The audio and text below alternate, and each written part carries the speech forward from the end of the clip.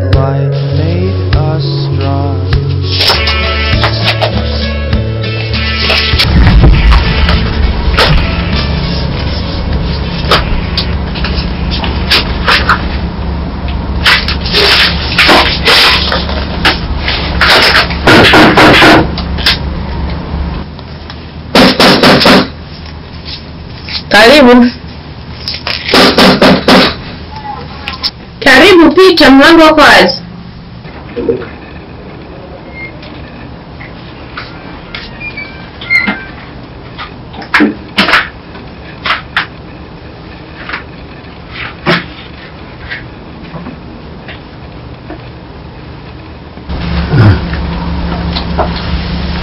Karibu baba. Asante.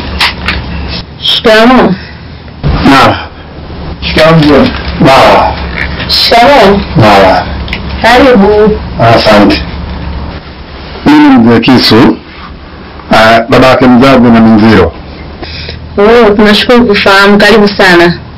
Asante. Nakufahamu baba, karibu. Asante. Nikusaidieni? Sijui bwana nimemkuta. Atakuwepo.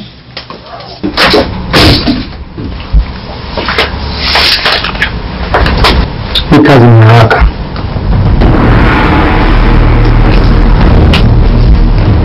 Dada, unakuja mwanangu.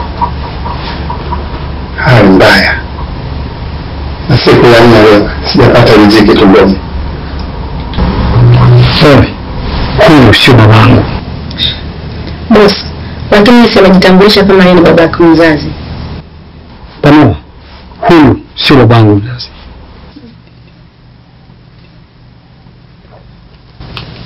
Boss, inakuwaje unamkataa babako mzazi?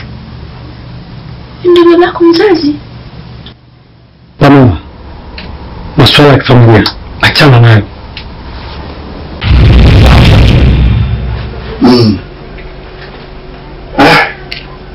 Bwana, hali yako kwanza. Haina haja kulifahamu. Bwana shemeji, mimi bwana nimekuja na mambo mawili. Kwanza niseme hili la kwanza, shemeji, mimi nimekuja nikuombe samahani sana. Kuombe samahani wewe, niombe samahani na familia. Kusema kweli nimewakosea sana. Nimewatendea mambo mabaya. na ukizingatia hata kifo cha huyu marehemu dada yako, labda nikasema 90% mimi kama ndio niloshiriki. Hilo la kwanza. Kwa nakuomba sana shemeji uniombee kwenye familia. Pili, ya huyu Minziro. Shemeji, mimi sasa hivi nina maisha magumu sana. Hali yangu mbaya. Na ukiangalia sina msaada wote, sina wa kunisaidia. Kaona ngoja nije kwako shemeji. Ikiwezekana unipe ule mtoto na mimi akanisaidie. Nateseka shemeji. Haya mjombe leo nilete. Nakusikia shemeji yangu umenisaidia. Nateseka shemeji. Hebu ishia hapo bwana. Hivi wewe unaongea maneno na akili timamu? Na kuuliza una akili timamu? Yaani unaongea tu neno kirahisi rahisi. Unachukulia swala la kifo ni kirahisi rahisi. Mimi nimepoteza dada. Mimi nimepoteza kiungo muhimu kwenye familia yangu. Wewe umepoteza mke kisha ukaona maisha yakaendelea. Lakini mimi halafu unaongea kirahisi rahisi tu. Hebu acha ujinga wako huo. Naomba msikilize vizuri shemeji. Siku zote unapoona mtu anakurushia mawe, basi utakiwa kuyokota na kumrudishia. Maana ipo siku utahitaji wewe kujenga uzio utakapokuwa umebomoka kwenye nyumba yako. Mawe ikakusaidia. Hebu tazama hili la leo wewe lililokukuta. Unamfukuza Minziro na kumuona hana maana katika maisha yako. Minziro ulimuona ni mkosi, wewe huna maisha mazuri kwa sababu ya Minziro. Ulimtupa. Leo kiko wapi? Sasa nikurudishe huku kwa marehemu dada. Unawezaje kujiongea na kujinasibu mimi nilihusika na kifo cha marehemu mke wangu? Mzikisu. Hivi unadhani ungekufa wewe halafu dada akaenda kuomba msamaha kwa familia yako, huko kabrini ungejisikiaje? Nitakukata kibao. Nitakukamata makofi. Na shemeji tusifike tena huko. Mimi nimekosa. Nimekuja kuomba samahani. Niko chini ya miguu yako shemeji. Mimi nimekusamehe na pia jifunza kutokana na haya ambayo umeyatenda. Sawa bwana? Nashukuru sana. Nashukuru. Naweza kusema kwa sasa nisikie huko nyumbani. Kunywa maji kidogo. Kwanza nishukuru kwa hiyo. Au unaja kunipa mkono shemeji?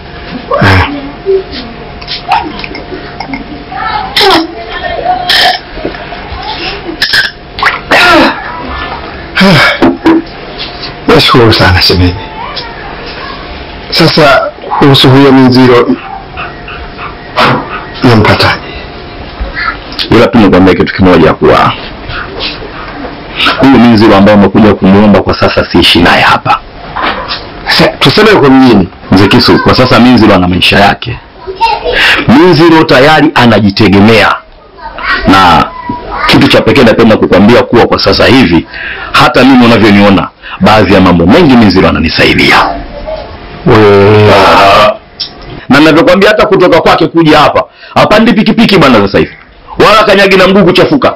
Sasa hivi Minziro namna hiyo. Kamekana. Minziro na gari yake bwana. Sasa nitampata wenzangu. Kuhusu kumpata Minziro hilo niachie mimi. Minziro nimemlea mimi na najua namna ya maadili niliyomfundisha. Kwa hiyo nimemwandaa vizuri. Namna gani wewe utaweza kukutana naye? Hilo niachie mimi, kama atakuja hapa, kama nitakwenda mimi kwake, kama nitazungumza naye kwenye simu, wewe utakuja kupata mrejesho. Swala lako limekwisha. Minziro nitamweka sawa, tutaangalia mengine yajayo. Nashukuru shemeji. Alhamdulillah. Sasa unaweza kunipa mkono. Mambo yako yaacha. Basi mimi shemeji niseme nishukuru. Anko, mimi nimekuita hapa kutokana na hali ambayo imejitokeza. Baba yako alikuja hapa. Alikuja, kikubwa ambacho kimemleta hapa, amekuja kuomba msamaha. Amekuja kuomba msamaha mimi, lakini pia amekuja kuomba msamaha familia. Pia amekuja kukuomba msamaha na wewe kulingana na matukio yote yaliyojitokeza. Sasa nikaona siwezi kuzungumza na wewe kwenye simu. Hili sio jambo rahisi hivyo. Ndio maana nikasema nikuite ili uje tuzungumze. Kwa hiyo baba yako amekuja kuniomba msamaha na pia anakuomba msamaha na wewe umsamehe ili muweze kuishi katika maisha ya baba na mtoto. Nyomba, huyo mtu hayupo kabisa moyoni mwangu. Huyu ndio baba yangu, huyu ndio mama yangu. Kwanza naomba nikwambie kitu kimoja. Naomba utengue kauli ya kuniita mimi mjomba. Siku zote nakwambia kuwa mimi ni anko, kwa sababu katika maisha ya kawaida tunayoishi kuwa mjomba ni mama na mimi ni wa kiume, kwa hiyo mimi ni anko. Lakini tukirudi katika swala la msamaha, kiukweli mimi najua kabisa kwamba anko wangu wewe, baba yako hayupo kabisa katika moyo wako, na sio wewe tu, hata mimi, na sio mimi, hata yeye mwenyewe anafahamu kuwa kabisa huna mapenzi naye, hauna thamani ya kujua baba ni nani, kwa sababu tayari maisha yako yameshaathirika nje ya baba. Ila kitu kimoja tu nikwambie, mtu ambaye anatambua kosa lake ni muhimu, kwa sababu kwa wakati huu amejifunza kitu. Mpaka mzazi anakuja nyumbani kwangu kuniomba mimi, na kuniomba mimi nimuombee kwako. Hebu tazama thamani ya hili. Mimi nimesema nimemsamehe, tena nimemsamehe kutoka kwenye moyo wangu, na kuomba pia anko na wewe umsamehe. Msamehe, yule ni baba yako. Msamehe. Unashauri nini kuhusu jambo hili?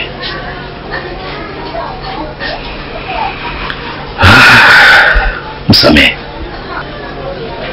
Mimi nimemsamehe. Naamini wewe unaona mbali. Kuna kitu mkiona. Safi sana. Sasa mjomba umekuwa. Hii ndo aina ya malezi bora.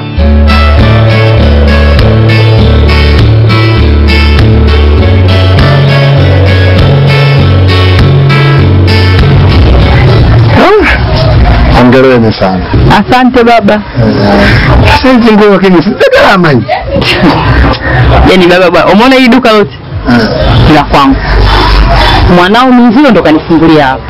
Yeye akiwa anaenda kazini, mimi nakuja huko. Mambo kusaidiana babangu. Sawa. Utaki nyingine?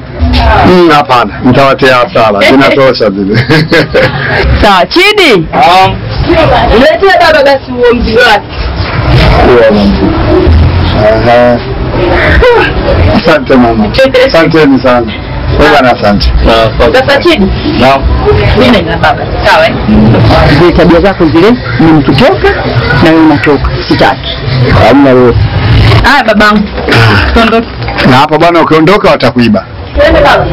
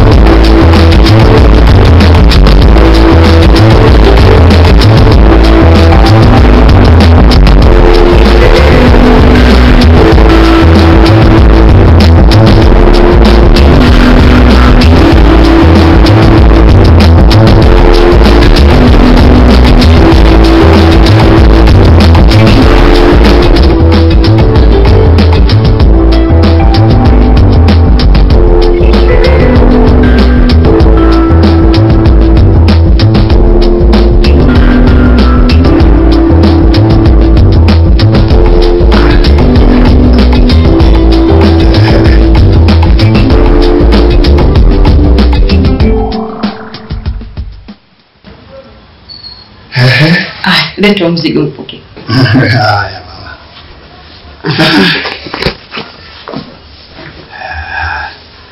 Hongereni sana. Na nini? Sasa nyumba kama hii akitoka nje hapo nilipoangalia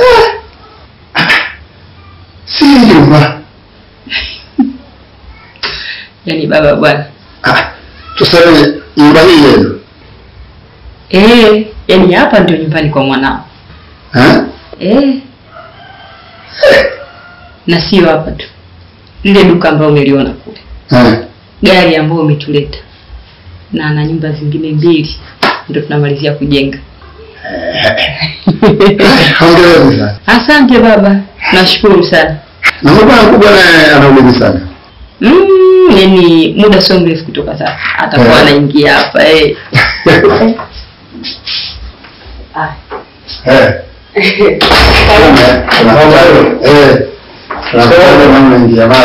Sasa baba anao huyo muulizia. Yeye nikaeke mzigo ndani.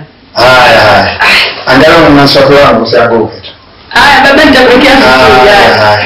Karibu sana. Haya baba. Ndio siko ndani. Mshira. Karibu sana baba. Karibu sana. Hongera sana. Sana sana. Maana mama leo kanambia sasa kuna hii nyumba, kuna gari lilotuleta, si kuna duka kule nilikofikia, alafu kuna nyumba 2 tena umejenga. Kweli hapa ni ngopea. Kweli kabisa. Kini mwanangu Mziro. Ndio baba. Wewe mbona bado mdogo sana. Sitosha hapa mjini toka umekuja hata miaka 3 bado. Sasa hii ni nyumba yote hii mafanikio yote umeyatoa wapi? Baba, miaka yenu tofauti na sisi. Tofauti kabisa na sisi. Kuna mimi elimu kubwa. Nina cheo kikubwa kazini. Hata mshahara wangu mkubwa. Unajua kwa nini unauliza hivyo? Mimi hapa mjini ndio nimekaa. Miaka 30 nilikuwa nafanya kazi Sungura. Baada pale hata kule nilikuwa nakaa kule na wakanichagua mimi mjumbe wao mpaka 10. Lakini sikufikia mafanikio haya. Sasa wewe juzi tu mpaka ukaenda vitu kama hivi kweli ndio. Niwe na wasiwasi nao. Kwa nini baba? Wewe unawezekana unakonokono kazini. Kuna mikopo baba. Kwa sababu hata mikopo na sisi hapateni tulikopa lakini hatukufikia huku. Baba, nenda kaoge na mimi naenda kupumzika. Tutaongea vizuri baadaye. Ngoja kwanza. Ile naye na wapi? Na vizuri kabisa.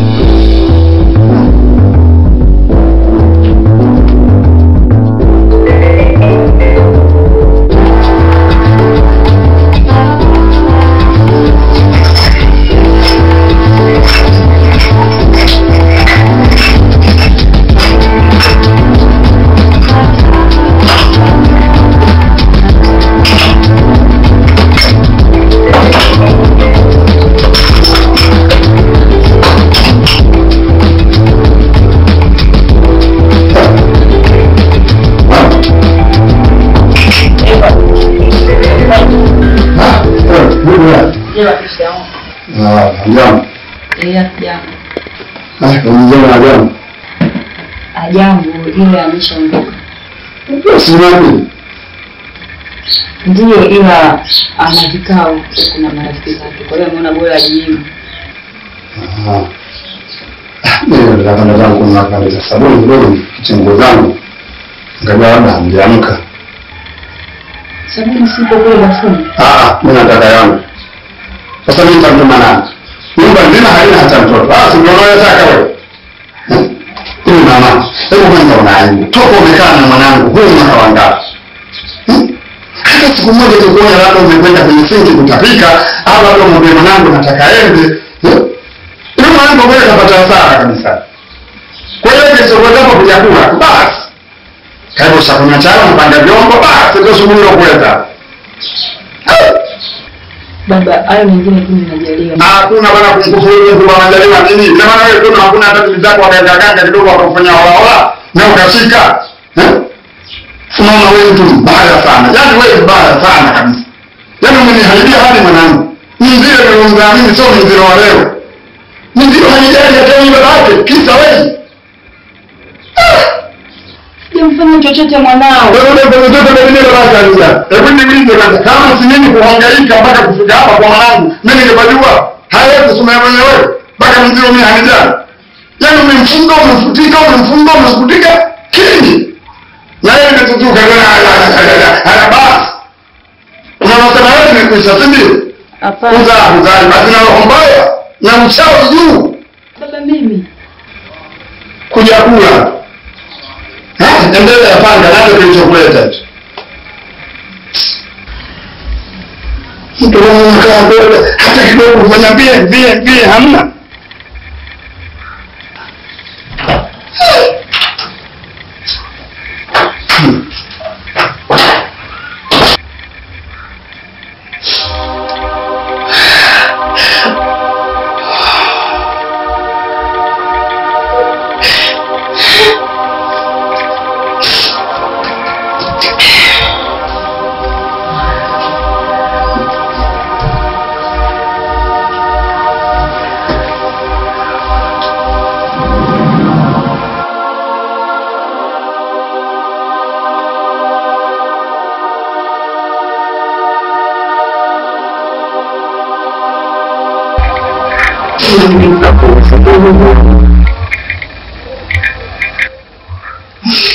Maana baba anaongea kila siku. Ni mwanadamu. Nikamjibu. Akasema kwamba nimekosea heshima. Sisi kitokea hivyo. Nimechoka. Ni baba. Ninaomba niende nyumbani kupumzika. Naomba utulie. Naomba utulie. Yule ni baba yangu mimi. Namjua vizuri sana. Najua tabia zake zote. Namjua toka nikiwa mdogo. Wala sikumpa shida. Mimi najua nini cha kufanya. Ila naomba usiingilie. Nilisema leo siwezi nyumbani. Ukutana na kazi zake. Ukutana nazo. Choka. Naomba nikapumzike nyumbani. Kama nilivyokuambia toka mwanzo. Yule ni baba yangu. Namjua vizuri. Sasa yeye ataondoka, wewe utabaki. Ndio.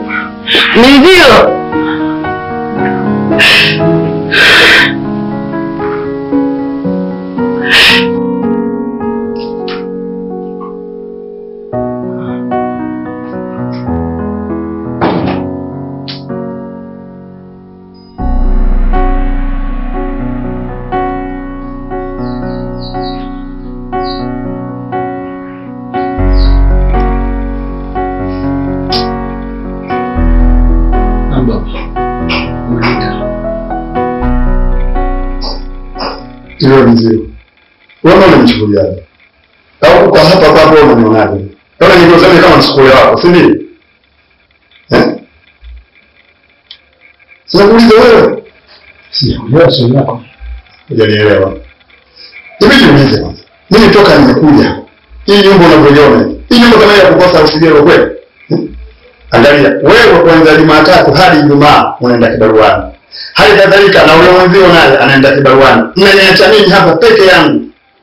Na sina leo pata nahitaji. Kula yangu mpaka niingie mwenyewe jikoni mimi na kama tena kwenda kuonja mchuzi kweli? Hapana baba. Baba. Sisi wote tunaenda kutafuta. Kama unatoka asubuhi na mimi natoka asubuhi, wote tunaenda kutafuta. Mbona nyumba?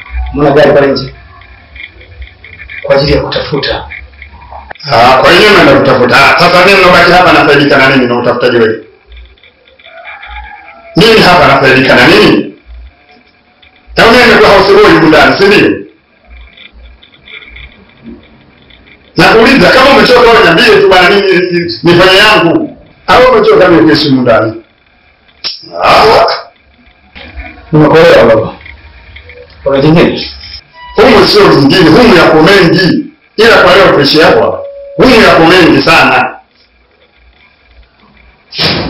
Nani? Si uko na raha, endelee kulala.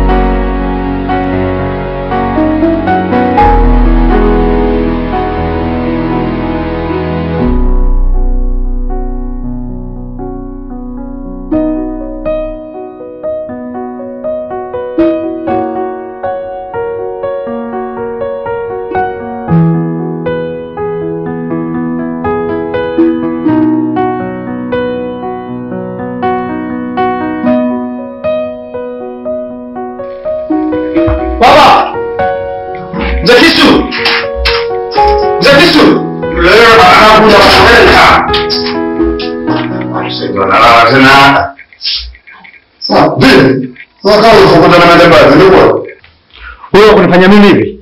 Wewe unaenda mtaani unayosambaza habari kwamba mimi na mke wangu tunakunywa chakula? Unajua mimi navyoishi na majirani vizuri? Hadi wewe ukaniambia benji yangu kule. Sana kuchafua, unajichafua. Kwani haya yanasema ya uongo? Ni huko ndani mna raha gani? Mna raha gani mimi naipata mimi? Mimi nakuwa house girl, house boy mimi. Nije katangue saa 8 usiku na ule nafungulia milango. Wewe na mwenzio na vipi gari venu, si ndio? Kwa hiyo mimi nitamfungua milango. Hivyo ndio raha ananigia babako hiyo.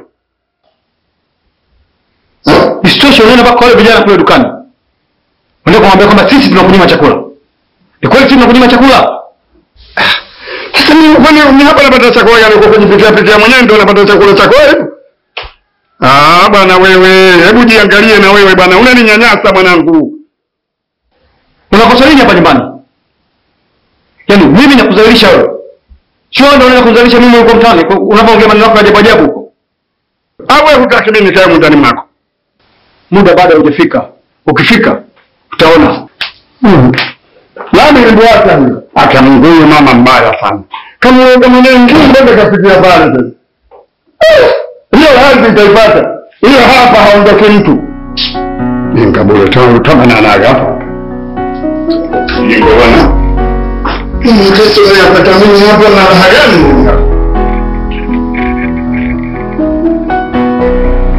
Ndio tena.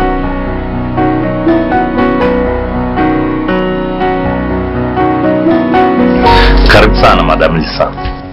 Asante, nashukuru. Kama ambavyo nimekuwa nikuelezea hapo awali kuhusu upotevu wa pesa ya kampuni. Bila shaka swala hili mtalichunguza kwa makini na kisha kutupatia majibu ni akina nani hasa wamehusika na kwa malengo gani. Kuhusu hilo ondoa shaka. Kwa uzoefu tulionao na kuhakikishia tutafanya kazi hii vizuri na kukupa majibu yaliyo sahihi. Sawa, pengine niulize swala hili la uchunguzi linaweza likachukua muda gani kukamilika kwake? Ndani ya miezi 3 ripoti ya awali itakuwa imekamilika. Au mambo yakienda vizuri, ripoti kamili tutakuwa tumeshaikamilisha. Madam Lisa, nikushukuru sana, lakini pia niwaombe kama kutahitajika ushirikiano wote kutoka kwetu. Kwa kipindi chote ambacho mtakuwa mkichunguza, karibuni sana, msisite kuja kwa ajili ya kutoa ushirikiano kwa kipindi cha uchunguzi. Hilo ni la muhimu sana. Ni lazima mtupe ushirikiano ili sisi tuweze kufanya kazi zetu kwa uweledi. Tutahitaji kujua machache kutoka kwenu ili tuweze kufanikisha hili jambo. Karibu sana. Haya, asante. Karibu sana mzee. Nimepata taarifa zako ya kwamba unahitaji kuonana na mimi. Karibu na kusikiliza. Kweli baba, mimi nataka kuonana na wewe. Ndio. Kwanza nikujulishe. Mimi naitwa Mzee Kisu. Ndio. Ndio baba yake mzazi na Minziro. Ndio. Mimi bwana, kuna jambo kidogo linanitatanisha. Manaki nikiangalia Minziro ana muda mfupi sana kibaruani, hata ujaji wake wa hapa mjini. Lakini kwanza wewe ushawahi kufika kwa Minziro? nini unasema hivi? Ukimwangalia Minziro, ujaji wake wa mjini na kibarua chake na muda uliokuwa nao, lakini anafanya vitu ambavyo mimi nashindwa kuvielewa. Jumba analoishi Minziro, baba we, jumba la kifahari. Sio hilo tu, yana gari Minziro. Huyo mkewe kamfungulia duka hilo la miguo. Hakuishi hapo, hivyo ana mijumba hii miwili anaporomosha. Hili moja kesha piga bati, si anamuita Saudi, si Saudi kalipiga bati, wengine ndio wanamwaga zege. Sasa mimi najiuliza, Minziro huyu kwa mshahara gani? Kinkona huyu hakosi, anaweza akafanya hata ukonokono kwenye kampuni yake huyu. Hicho bado kilichonileta. Baba, ndio mshahara unaomlipa Minziro anafanya yote yale. Una uhakika nao unazungumza? Mimi ndio baba yake Minziro. Mimi nimeongope mwanangu. Umenipa mwanzo mzuri sana wa kufuatilia jambo ambalo tayari nilikuwa nimeanza kulichunguza. Nikushukuru sana. Sana. Basi mimi tena acha nende tena. Sawa. Hapo utapata chai imeandaliwa, utakunywa chai hapo, lakini pia na hii itakusaidia kwa ajili ya nauli. Nakushukuru sana mzee wangu. Hii nimefanya nauli. Utafanya nauli. Baba nashukuru, alhamdulillah. Asante sana. Mungu akujalie babangu. Na mwaka wangapi sijaipata hela kama hii. Haya, mimi tena natoka. Nakushukuru mzee. Haya, nakushukuru sana. Haya, nakushukuru sana.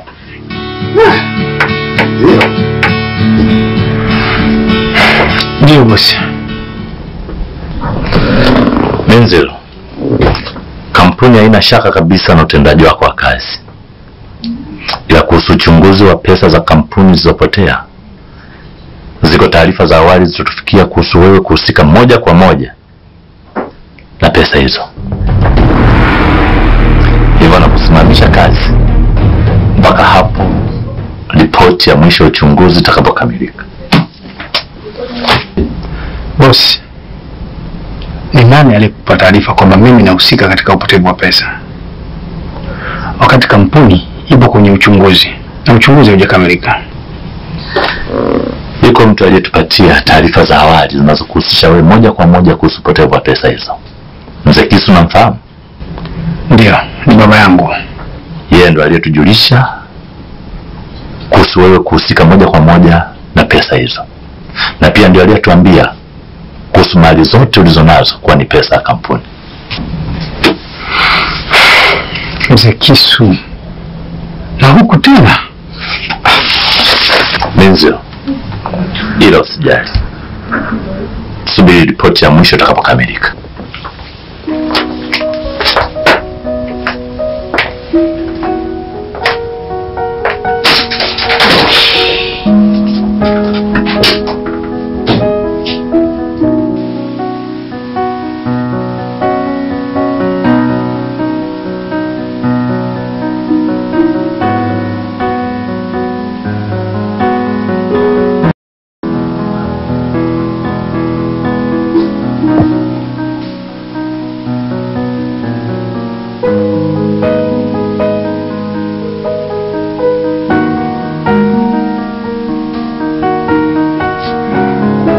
Vipi? Sio kwema.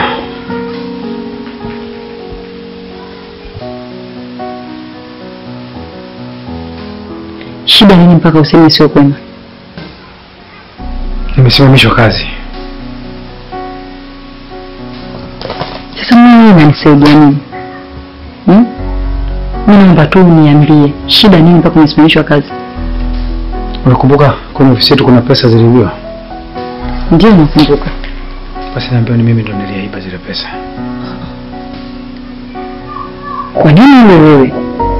Na wakati ulisema kwamba wanapisha uchunguzi. Mzee Kisu babangu ameenda kuambia kuwa mimi ndo nimeiba zile pesa. Sio kweli. Wanamsingizia. Mzee ametoka nyumbani saa ngapi mpaka afike ofisini kwako? Hapa patakuwa pana shida. Yaani kutakuwa kuna shida kabisa. Tazama vizuri marafiki zako. Mzee anaanzaje kutoka ndani? Mtu anashinda hapa. Ndio sijaona wala. Yuko ni nani kumbe kwake? Kwa sababu mara ya mwisho kwa katika hii. Usifanye hivyo, yule ni baba. Mzee, niachie. Jaketu, mzee, Jaketu.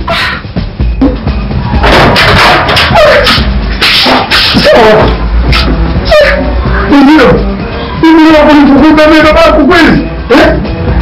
Nasema toka, sitaki mbali kwangu. Toka. Sawa. Baba gani wewe? Wewe sio babangu. Toka hapa kwangu. Wewe sikutaki hapa. Ndio.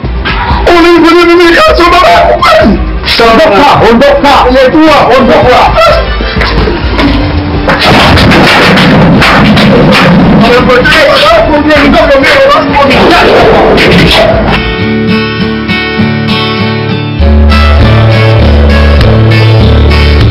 Madam Lisa, karibu sana.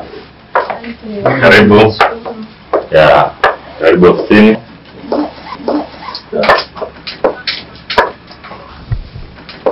Karibu kaa. Karibu. Tumekuwa tukiwasiliana kwa muda mrefu sana kwa kupitia njia ya simu. Imani yangu leo tutapata majibu mazuri ya uchunguzi wako. Karibu sana. Nashukuru sana. Uchunguzi umekamilika. Nashukuru Mungu. Ndio. Ila kwa muhtasari, hakuna mfanyakazi yeyote wa kampuni anayehusika na upotevu wa pesa. Tumebaini kuwa ni watu wadukuzi wa mitandao ndio waliofanikiwa kuiba pesa hizo. What?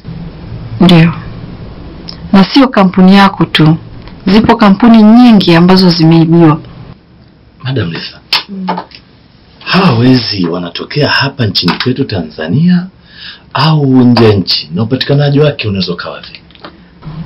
Hawa watu sio wa Tanzania. Ni kundi la watu kutoka Nigeria. Lakini pia tunaendelea na uchunguzi kubaini kwamba tunaweza kuwapataje. Madam Lisa, mimi nikushukuru sana. Lakini pia nikuombe sana muendelee kulichunguza hili ili waweze kupatikana. Ni pesa nyingi sana zilizopotea, zimeigharimu sana kampuni yangu. Nikuombe sana mlichunguze hili. Pole sana. Asante sana. Haya, nikutakie kazi njema. Nashukuru sana. Karibu sana.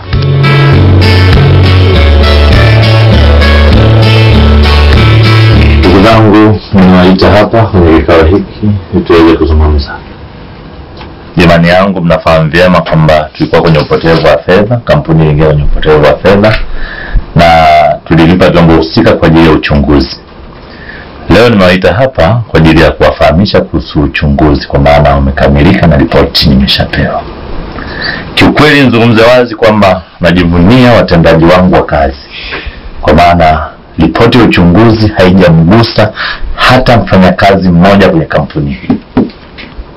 Kwa hiyo swala ni swala la kufurahisha na la kupendeza. Pia ningependa kumrudisha Bwana Minziro kazini kuanzia leo. Hongera sana. Asante. Karibu. Bwana Minziro, karibu sana. Asante sana bosi. Pia nitumie nafasi hii kuwajulisha kwamba nimepata safari ya kazi nje ya bara la Afrika, ambapo nitakuwa huko kwa muda wa miezi 6. Kwa kuwa nafahamu vyema utendaji kazi wa Minziro, yeye ndiye atakayeshikilia nafasi yangu kwa muda wote wa miezi 6 mpaka hapo nitakaporejea. Niwaombe sana mpeni ushirikiano kwa kipindi chote ambacho mimi nitakuwa sipo. Tuko pamoja bosi. Nishapita hivi.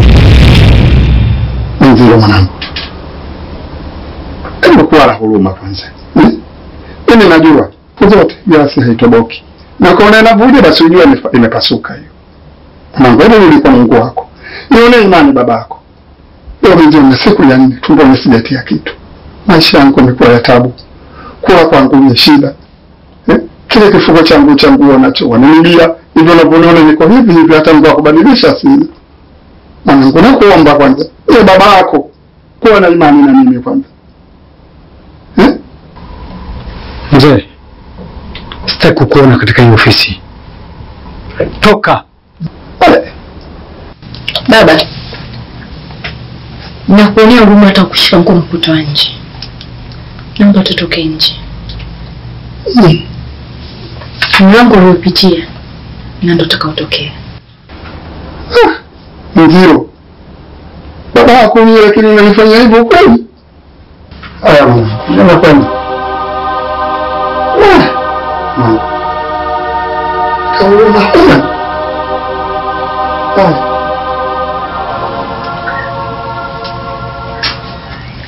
Boss.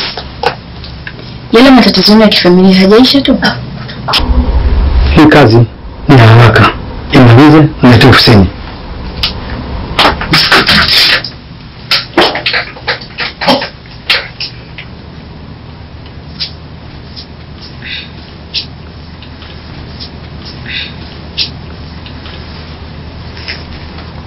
Vipi kwani mbona sielewi? Ina maana baada zote hizo unaelewa kinachoendelea Pamela? Nafahamu kila kitu. Chanzo nini? Mwenzangu, sihitaji kuongea zaidi shuti. Kama ulivyomsikia mwenyewe alisema hayanihusu. Ukihitaji umbea zaidi, mfuate mwenyewe. Sikia, ni mwenzangu namfuata bosi wala siwezi kuvumilia. Alivyomsalimisha babake. Hapana, acha niende. Ndivyo vyote itakavyokuwa. Kama zangu aniambia ukweli. Ndio bosi aniambia maana kwa akili hata siwezi. Maana kumzalilisha mzee wa watu hapana, sio kweli. Samahani bosi kama nitakuwa nimekukwaza. Kiukweli nimekaa nje nimefikiria sana nikasema hapana siwezi kumuuliza mtu yote zaidi yako wewe. Hivi ni matatizo gani na babako mzazi? Ila naomba unisamehe kama nitakuwa nimekosea. Kuna historia ndefu sana. Ila naomba uelewe kwamba yule sio baba yangu. Sio babako mzazi? Kivipi? Elewa hivyo kwamba yule sio baba yangu. Tiani mzito sana bosi. Samahani lakini kwani mamako mzazi yuko wapi? Kuna historia ndefu sana kuhusu mamangu. Ila mara ya mwisho nakumbuka. Kuna habari njema kabisa kutaka kukwambia. Tena nina furaha tele hapa nilipo. Mwanetu Mziro amefaulu mitihani yake. Kwa hiyo hapa nina furaha kweli kweli mume wangu yani. Hapa ni kumsomesha tu mtoto wetu kwa kwenda mbele. Unaona akili kweli? Yaani mimi nitoe hela yangu kumsomesha Mziro. Alafu huyu mtoto Misri nikatega toka mimba wewe unajua hiyo. Yaani leo hii tena nimsomeshe Mziro. Huyu ndio nitaamini hasara mpaka nafua masikini na nyumba mbovu. Hasa maneno gani ya kuongea? Ni maneno gani na kuuliza kuongea namna hivyo? Haya mambo yashapita nyuma mume wangu. Habari gani hizo unazoniambia sasa hivi? Sasa utake usitake Mziro lazima atasoma. Utampeleka huko kwa mjomba wake. Mjomba wake kwanza hana hata mtoto. Alafu maisha yake ni mazuri tu. Umenielewa? Kwa hiyo kule ataenda kusoma mwanzo mwisho. Na isitoshe hata ikishindikana huko mimi nitamtafutia baba wengine wataenda kumsomesha Mziro. Kumbe wewe unafanya kusudi kwa sababu ana baba wengine, si ndio? Sasa ngoja mimi ngoja wewe subiri. Nisubiri nini? Hakuna baba.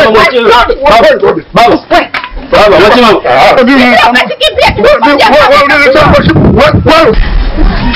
Sasa wewe subiri. Wewe. Ngoja.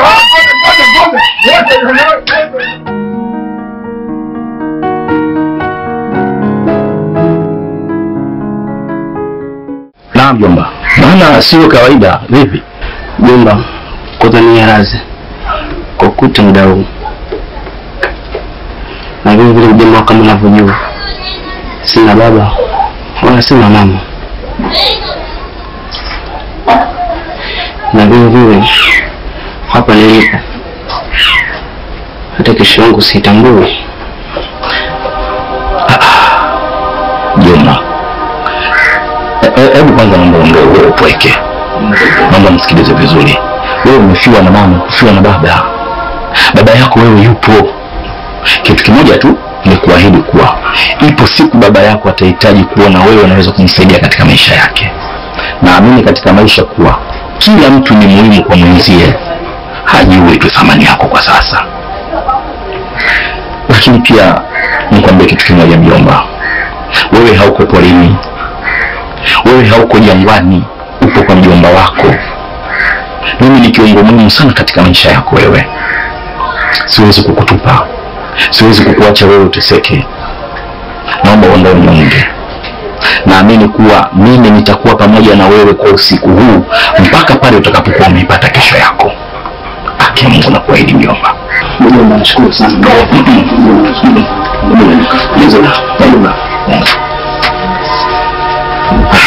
Naomba nisikilize kitu moja. Wewe hauko porini, upo kwa mjomba wako. Uko hivi? Hata ingetokea marehemu dada ajafa, alafu akaja kuniambia kaka, huyu mjomba wako naomba umlee wewe, mimi ningelitimiza hilo, ni jukumu langu. Siwezi kukuacha wewe kwa sababu marehemu mama yako amefariki. Siwezi kukuacha, kukulea wewe ni jukumu langu mimi. Nashukuru sana mjomba. Nashukuru sana. Kumbuka mimi mjomba wako sina mtoto. Hivyo nitakulea wewe kama mwanangu, nitakulea wewe kama damu yangu. Sitaki nikuone ukihuzunika mbele yangu. Lakini sitoshindwa kwa sababu ya kipato, sitoshindwa kwa sababu ya kwamba pesa zitaniishia. Hata kukopa nitakuwa tayari ili usome. Sawa mjomba? Sawa mjomba, nashukuru sana mjomba.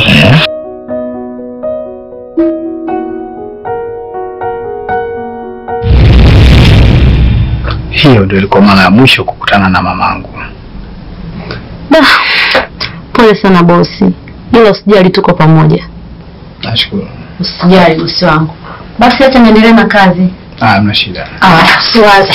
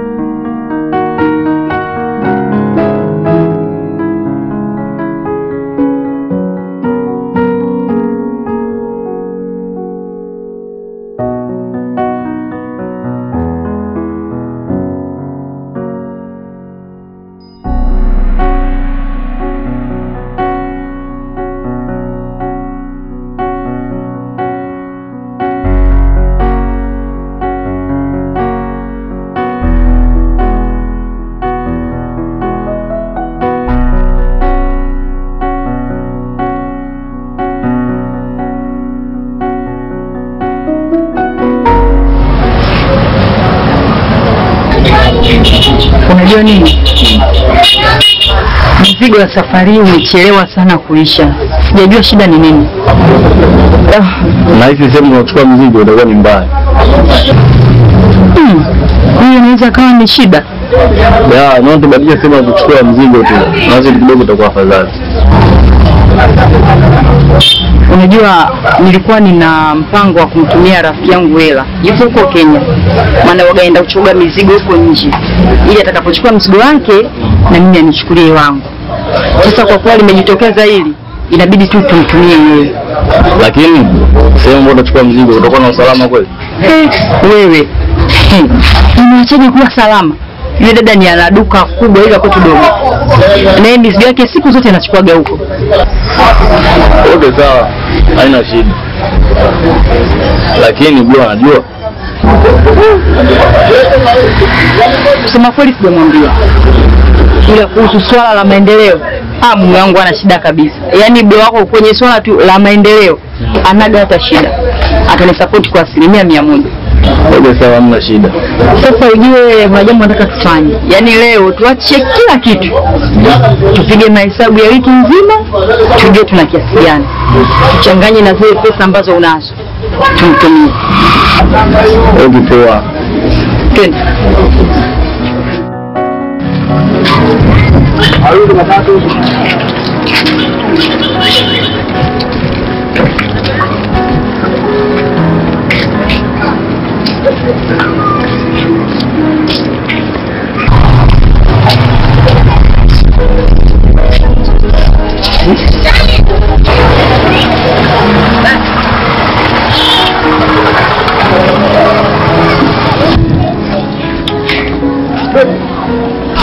Mzilo mwanangu, mimi ndio na gari nikajua tena afadhali leo nimegomboka mwanangu.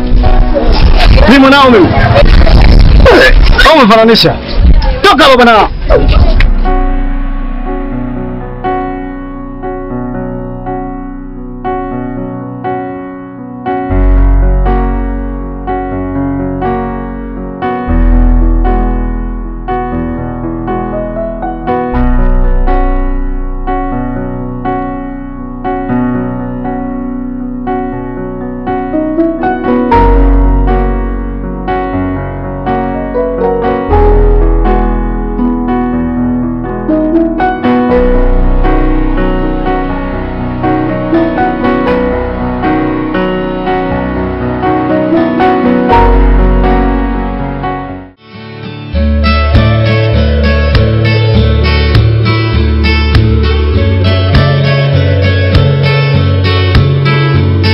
Ndugu yangu, leo bosi katupa kazi ngumu, yani hatari. Mpaka zinanichosha akili yangu. Hivyo hivyo tutapambana. Kazi leo tuleta hapa. Kawaida tushazoea sisi. Huo pambana.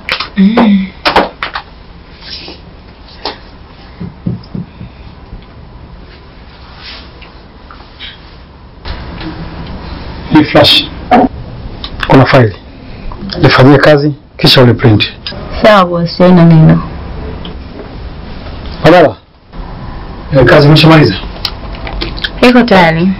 Nakuletea ofisini muda si mrefu. Hamna shida. Bosi. Mbona kama nakuona huko sawa? Kuna tatizo? Ni kweli siko sawa. Kwema ulikotoka? Sio kwema kabisa. Wakati nakuja nimekutana na mzee Kisu. Sasa nania kwenye gari yangu. Akanijezea watu. Sio anataka nini huyo mzee.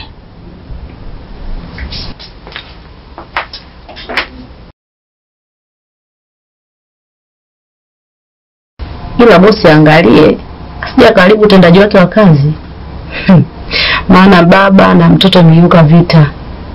Kutwa kucha mzee Kisu si mtihani. Uzuri mimi bosi namwamini sana. Hana tabia ya kuchanganya mambo ya kikazi na ya kifamilia.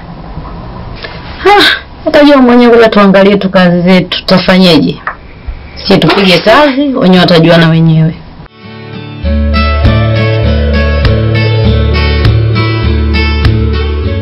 Mzilo, unajua sio kweli kwamba mzigo umechelewa, bali yule ambaye nilimpatia pesa kwa ajili ya kuagiza mzigo amenitapeli.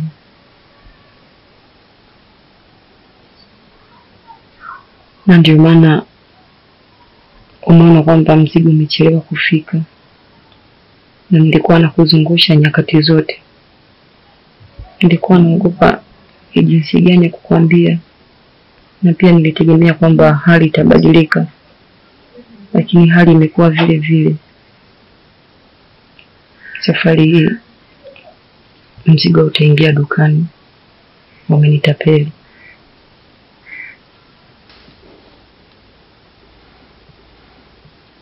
Usijali. Kwenye biashara kuna mambo mawili. Kuna kupata na kukosa.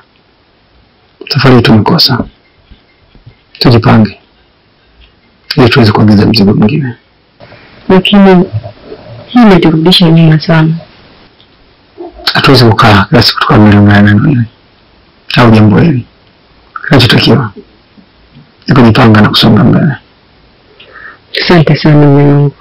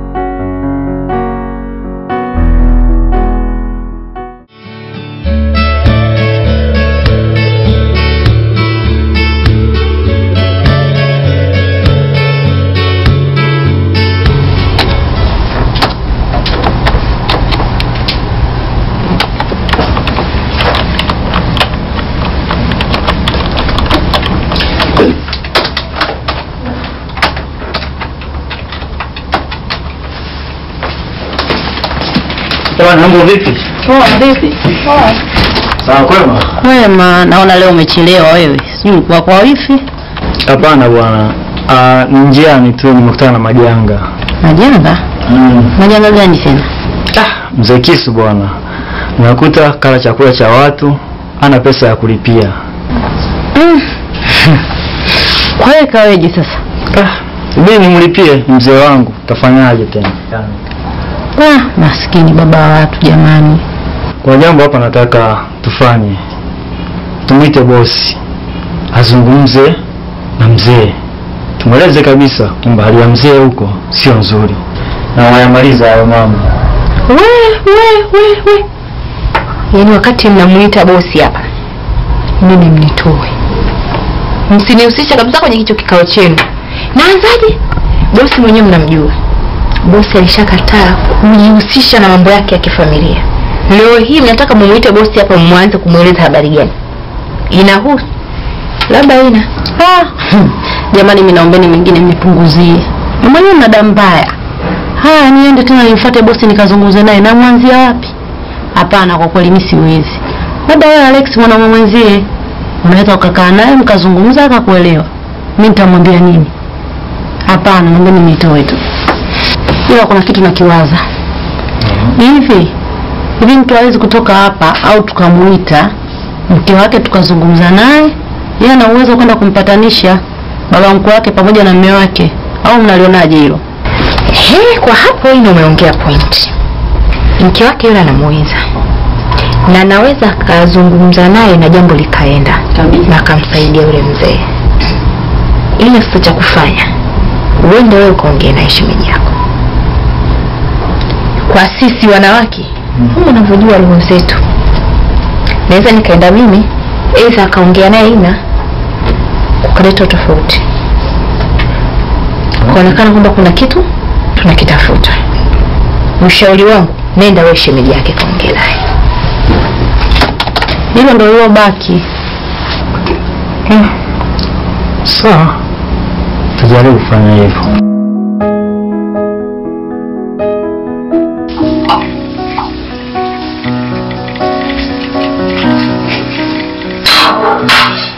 Karibu.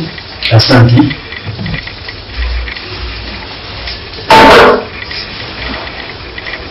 Karibu sana shemeji. Asante. Mimi nakuja kuona shemeji ni kuhusu hali ya mzee. Hali yake sio nzuri. Mzee analandalanda mtaani, anazungumza maneno mengi. Yaani inatia aibu. Alafu ni aibu kwani pia. Zungumza na mume wako. Zungumza na mume wako aweze kumsamehe mzee. Maana haipendezi. Mtashindwa watu mtaweka nyuso zenu na mambo yakiendelea.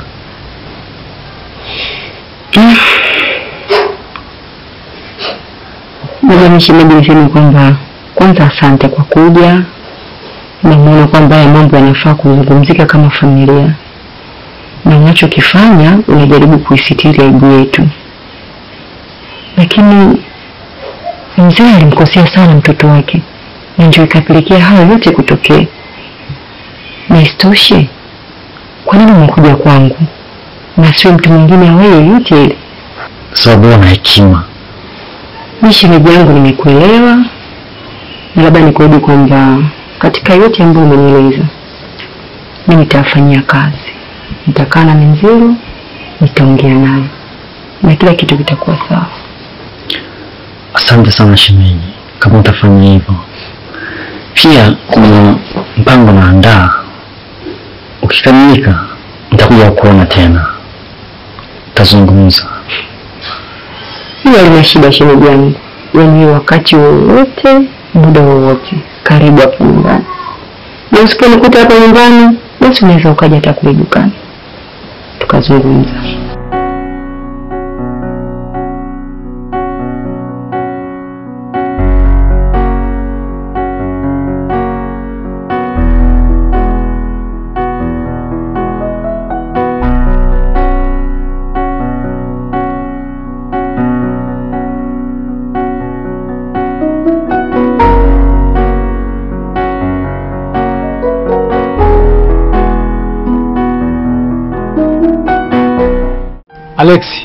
Muda unakwenda. Sioni chochote kinachoenda. Au kuna birthday hapa? Una haraka sana boss. Tulia, kuandalia mambo mazuri. Utafurahi mwenyewe. Yani boss, leo tuna bonge la surprise katika maisha yako. Yani surprise kubwa sana. Kwa hiyo kikubwa wewe utulie tu. Mke wangu, ulikuwa unalijua hili? Shida yako huna haraka. Hebu tulia basi. Kila kitu kitakuwa sawa. Jamani, cheers.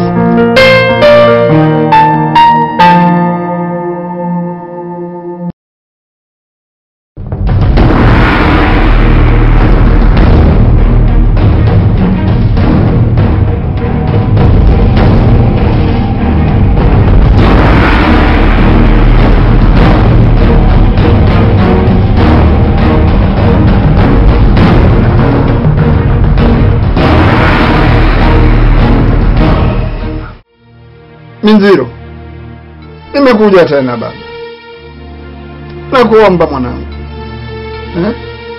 Mimi ndio baba, siwezi kukuangukia wewe miguu. Lakini kwenye hili mimi baba niko radhi nikuangukie. Nakuomba mwanangu nisamehe. Ona baba yako ninapopata tabu. Hao wenzio wote hawana shaka. Ulobakia wewe.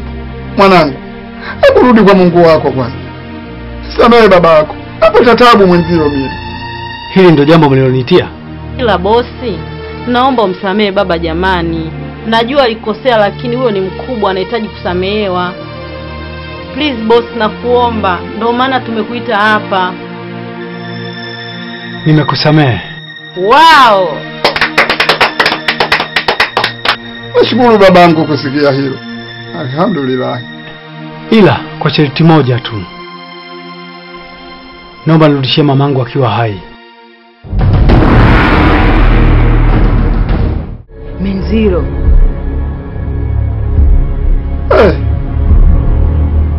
Minziro mwanangu. Uni tena unakwenda kwenye kufuru. Mamako huyo kafa karibu gani? Miaka mingi imepita. Leo hii nitanitoa wapi mpaka nimrudishe? Mwanangu, kwa nini wewe hivyo unanifanya hivyo Minziro? Kesho Jumatatu tukutane wote kazini. Mke wangu, twende nyumbani. Tunaondokaje na wakati tujamsamehe baba? Msamehe baba kwanza. Hapana, twende tuondoke. Boss please, nakuomba mara moja boss.